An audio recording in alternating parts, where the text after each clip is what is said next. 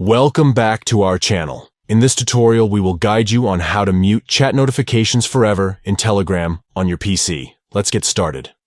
Step 1. Open the Telegram app on your PC. Step 2. Right-click on the chat that you want to mute. Step 3. Select Mute Notifications. Step 4. A new menu will appear. Select Mute Forever. Congratulations, you have successfully muted chat notifications forever in Telegram on your PC. Muting chat notifications permanently can be useful when you want to completely silence a specific chat or group without receiving any notifications. This feature allows you to have a more focused and uninterrupted experience while using Telegram on your PC.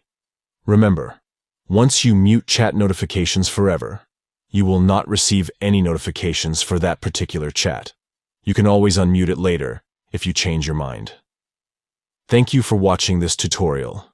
If you found it helpful, don't forget to subscribe to our channel for more insightful tutorials and tips.